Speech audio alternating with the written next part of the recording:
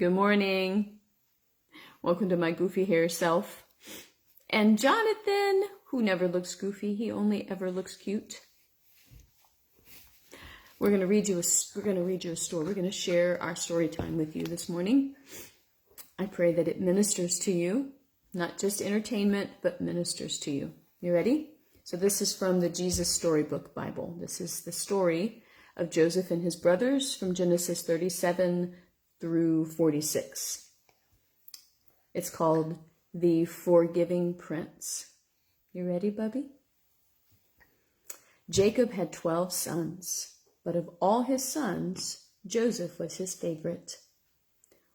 One day, Jacob gave Joseph a splendid new robe. It was beautiful and rich. Now you got to sit still. It was beautiful and rich with all the colors of the rainbow, but it made Joseph's brothers jealous. They wanted rich rainbow robes too. Then, to make matters worse, Joseph kept on having these special dreams. I dreamed I was the greatest. I was king, Joseph told his brothers. I was king, and you all bowed down to me. Now, I'm sure you know, even if Joseph didn't, that telling your brothers things like that isn't a very good idea. Joseph's brothers hated him even more. They wanted to kill Joseph and his dreams. And one day, that's exactly what they tried to do. They tore Joseph's rainbow robe off him and sold him to slave traders for 20 pieces of silver. The traders took Joseph to Egypt and made him into a slave. The brothers went home and lied to their father, telling him that Joseph was dead. That's the end of that dreamer, they thought. But they were wrong. God had a magnificent dream for Joseph's life. And even when it looked like everything had gone wrong, God would use it all to help make the dream come true. Yeah, that's Joseph. God would use everything that was happening to Joseph to do something good.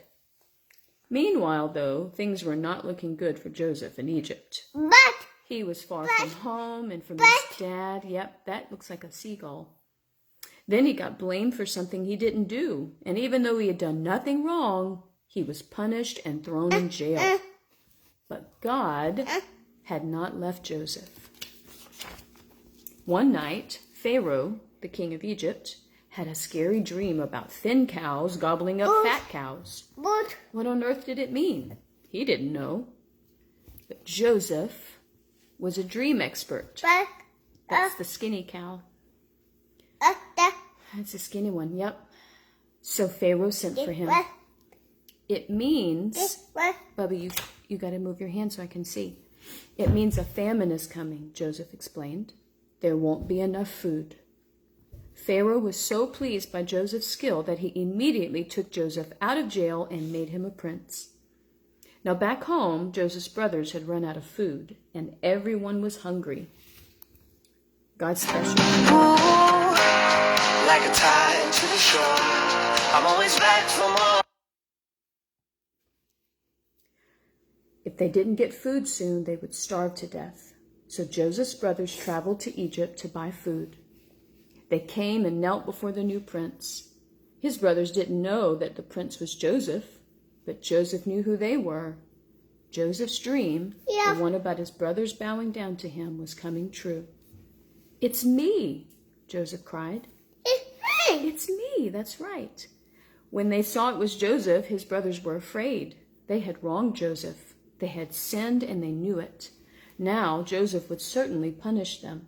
But Joseph looked at his brothers and his eyes filled with tears. Even though his brothers had hurt him and hated him and wanted him dead, in spite of everything, he couldn't stop loving them.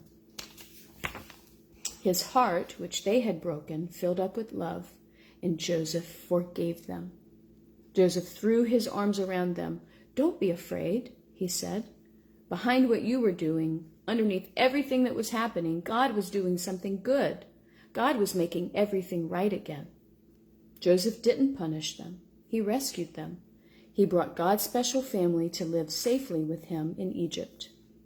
One day, God would send another prince, a young prince whose heart would break. Like Joseph, he would leave his home and his father. His brothers would hate him and want him dead.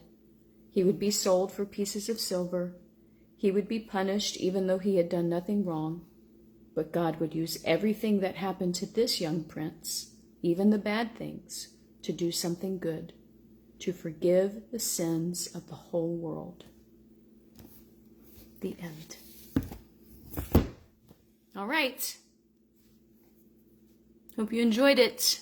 Have a great day, you guys. Hold on. We gotta stop it.